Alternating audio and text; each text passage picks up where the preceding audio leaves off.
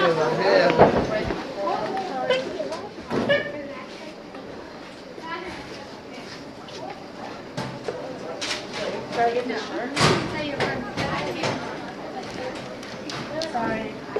Oh, okay.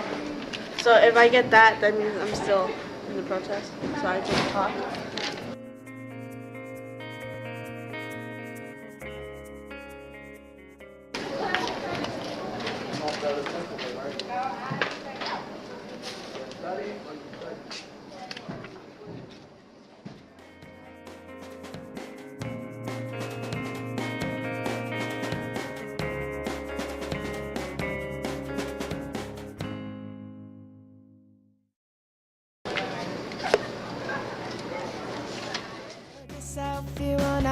Yourself, you wanna get safe. Watch yourself and you guard yourself, you wanna, yourself, you wanna.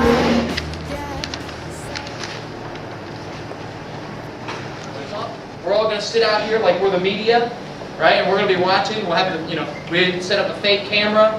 We want you to be the President of the United States. It's going to be fun, actually. All right? The reason I'm not telling you like a specific answer is I want you to think, are there powers of my classroom? I felt like it went great. People were who aren't normally very aware of some things that go on around them really noticed and asked questions and wanted to talk to them, and of course they're not allowed to talk, so there's a lot of writing of notes and responses and things like that. So I felt like it went very well as far as raising awareness.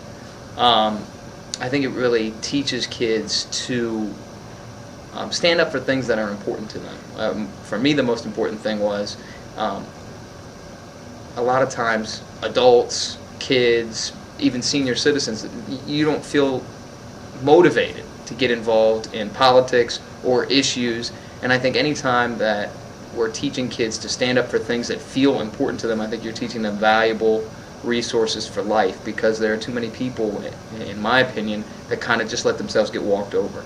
And I think when kids are learning those valuable lessons, regardless of how you feel about the issue, I think you can't say that the day went wrong. I think the day went very, very well, and I think it brought a lot of attention to an issue that is very important, and it's certainly very much in the headlines now with the possible constitutional amendment and with the argument over it. And I think it was definitely a very, very positive day from that respect. We're holding still. So it's just for one day? That sucks. You should have made it for the whole week. That would have been cool.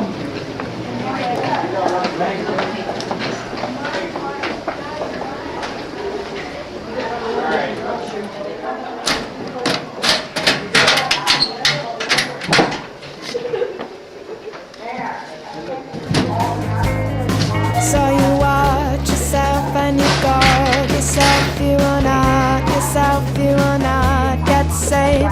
Watch yourself and you guard yourself, you wanna get safe. Tomorrow. That's funny, I was just yelling at the top of my lungs. What's that? It's a paper will get away. Paper will like, shut up, man. You guys will be kidding. What are you going to do to end the silence? I don't know. Whoops. Don't use the word gay. Whoops. Use it again. Some people haven't done that yet. Okay. So, no. Yeah, I can do. What's this last one? Alright. Enough green paper. We usually doing all these great problems. And then so we need to find two things. We need to find the distance.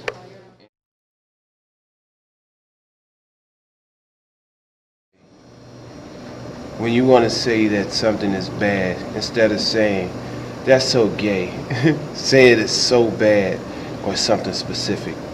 If you want to use the word gay to mean bad, you may be insulting anyone who is lesbian, gay, bisexual, or transgender, or their friends or family. Do not use any other gay-related words to insult people. If you don't like a person, just tell them you don't like them. Found out about this idea. I thought it was a wonderful idea, a wonderful way of giving people the message and the picture of what it's like to be a bisexual, gay youth in an environment where there is so much looking down upon them, so much name calling, so much avoiding them, isolation, and a forced silence. I think the idea of the forced silence was communicated very well.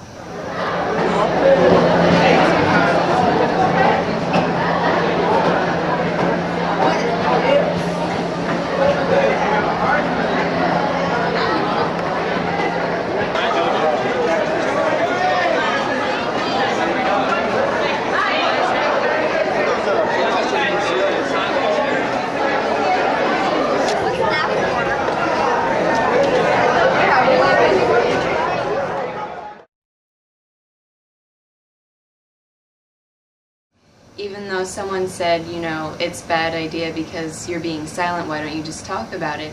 It got other people talking about it because they noticed it more, that like people weren't talking like they normally do. And I felt like there was a lot of support because a lot of the people I know were also silent, you know, even if they were straight. When I gave silence, I sort of felt like people were looking at me like, is she a lesbian or is she not or what? And that didn't make me feel uncomfortable or anything, but I know some people that did it, they would put like signs on themselves that said, I'm straight but I'm still doing this, don't worry, stuff like that. And I didn't hear any name calling or like negative responses or anything. If I hear someone do that, I would talk to them. I wouldn't like let that go away. I would talk to them and be like, it's wrong, you know, people do have feelings, you know. In all my classes, like, most of the people did the same thing, and it was all positive. I didn't hear anything like name calling from other people. In fact, they asked questions about it, like good questions, and some people even started doing it at that moment. And you guard yourself, you are not yourself, you are not yet safe. You wanted me in school to come to me. Don't ask me, believe me. It was sentiment. Dharma. Oh yeah. Here. Pass. Can you bring it up here, please? Should I or shouldn't I be talking today? No, you shouldn't be. But I feel like since I have to live this every day, so why should I? Oh, good attitude. Why shouldn't I be the one to Good talk? attitude. Actually, I should be allowed to talk more than ever. That would be the point for straight people, would be they understand what it might be like not to be able to talk about the things that are important in your life. Or when people or strangers ask me about Nick and who is my wife and if my wife is Asian, but if you were to have to say no, my partner, and they look at me like partner. Day. No, I do. A lot of people don't know me and don't know those things, so it is an issue. I mean, it's hard to describe. It's hard to describe when I know it is obviously. A little, it was kind of hard, you know, because not much.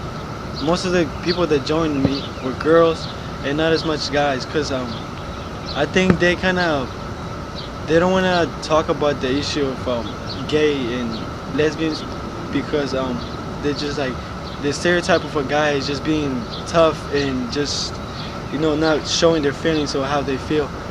And as a guy, it was kind of hard, but I'm not just gonna follow what other guys do, because that's not what I am. And it was really interesting to do it, because you know, some guys were just like, what are you doing? And you know, why are you doing this? And I mean, I didn't feel bad or I didn't feel embarrassed or anything, because I'm trying to help people here, and I don't see why should I be embarrassed. Really interesting, because I felt like the minority, that how they feel and how it's just kind of difficult to get through life like that, like not being heard. And it was a really interesting experience that I think it taught me something, and I helped some people.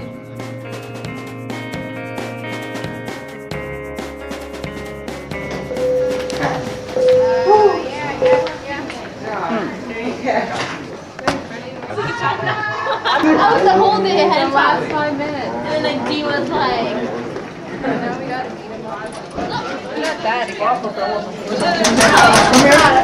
gonna know I don't even know the combination of my losses. What is it?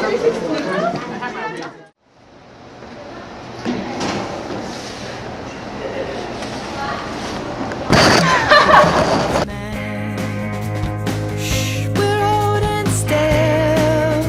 We're waiting for the thrill of surprising you again.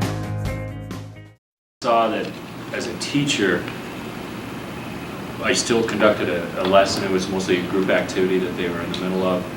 But I communicated a lot. I went through a lot of paper, almost a half a tablet of paper, writing comments, and I use a lot of gesturing, and there's a lot of different ways of communicating besides oral expression. The students understood that, and I think that they respected me for standing up for my convictions, and for the other students in the class that did so as well. It really made me very emotional at one point in the day.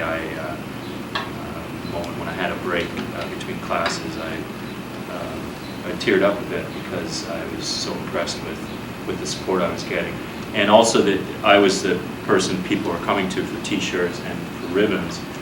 I felt like that too. I felt like students that may have been shy about talking about this issue, I think they really respected me for doing this. I felt like they thought I was brave. I did it for 2 periods, which was really proud for me because I'm very talkative to people, and 2 periods is I try to go the whole day, but it's hard to do that. I'll try next year the whole day. Yeah, each year do 1 extra period. So next year do 3 periods, and the next year do 4. Step program. Last class of the day, we got into a rather heated debate, actually, a discussion, and my form of the discussion was writing on the chalkboard my responses to, and it was a lot of the same kinds of issues of why do people choose to be gay, why are you participating, Mr. Kelly, and I explained I have friends and family that are gay, and my religion says that there are no gay people, and I have to try to emphasize that there are gay people in all religions. Whether they're able to openly express themselves might be another issue. But so it was quite an interesting debate, and I think the fact that I was silent and writing my responses rather, breaking chalk and being rather forceful in my responses had maybe a stronger impact than if I was talking to my sister, and her boyfriend was around, and he was he asked her why I was keeping quiet, and then he goes, "Oh, I remember now, it's fag day." And I didn't know what to do. I just wanted to yell at him, so I reached over and smacked him instead. And the next day, I ended up yelling at him for it and telling him that was one of the reasons why we were doing it, is because people were referring to it as fags and stuff like that. And it just really made me mad. My suggestion was an activity we've done in this club, pointing out, of course you'd have to write this or the next day explain it, pointing out at least one person you know who wasn't a fag who was participating in the event. Notice that a lot of the teachers that supported our day are teachers that are really strong advocate, outspoken about equal rights. And that, to me, that shows people that what was important about this day, what they focused on was that this is a day to protest inequalities in our society. But I really felt that the community came together in a tremendous way, in a very supportive way. Since I identify as gay, I felt the exuberance. There's so many people that are supportive, so that really hit home. That did not hit home until the Day of Silence. How many people in the school are supportive? And even staff now, more staff I think smile at me and are friendly. Students are friendlier to me, and I really think it doesn't matter. Maybe they think I'm gay, maybe they don't know, maybe they're not sure, maybe they don't care, whatever. But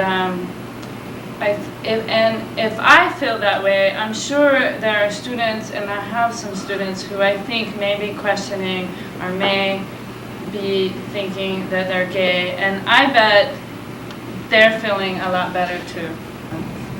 Maybe they feel more safe. I don't know. I felt safer. Coming back the next day and the next day. Jennifer has a lot of friends.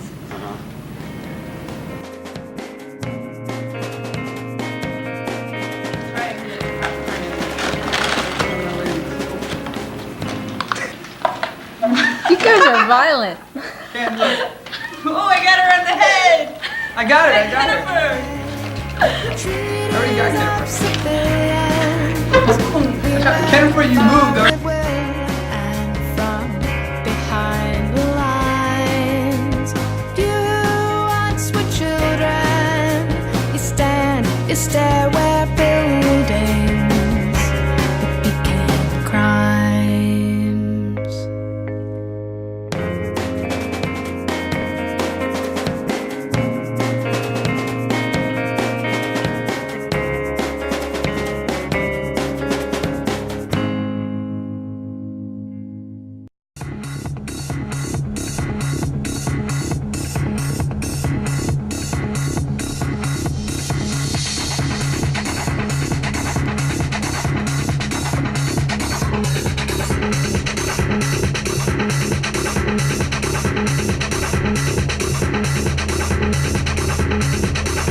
School was something that I never really looked forward to. I assumed that high school would generate most of the same bored feelings that I owned the previous 9 years of my educational life.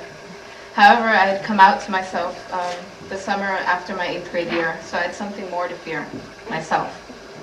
I was fortunate to have never gone through any sort of being in denial stage. That's probably due to the fact that around a week or two after being in high school, I heard an announcement for the club called the Gay Straight Alliance.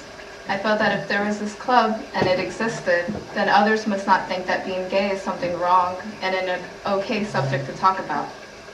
Honestly now, I don't even know how I knew what gay was. It just grew with me. And if it weren't for that club, I wouldn't be talking to you. And it wasn't easy getting here. There was an everyday struggle of how to be proud and not be ashamed. It's hard when you have strangers staring at you in the hallway before you enter the room where the GSA meeting is being held. When you're afraid to sit in the back of the bus because you're afraid someone will make fun of you, or worse, injure you. It would be great to wake up one day and not worry about being gay and not have to be the president of the Gay Straight Alliance. To have all my family, friends, and loved ones know I'm gay without any negative repercussions or having it be a big deal. However, there's a constant battle to be treated equally as any other person and to be respected. As president of my GSA, I happen to think in a very altruistic fashion. I understand that there is always someone who could use guidance and may not understand what is going on, like I once was. Random strangers come up to me and say hello, congratulate me for being part of the GSA, for passing my senior project, which is about the GSA. It's a great feeling, and plus, I'm proud of being gay. It's a part of me. I wouldn't hide a huge factor of my life and personality for someone else's sake. I will not forget what I learned here, at my school, and with the whole Northern Virginia school system. I'm so lucky to have been nurtured in an environment where homosexuals do not fear to tread, anywhere they want to be. I will pass that lesson wherever I go, and I will not be afraid to step up the plate should I need to once again, and neither should you.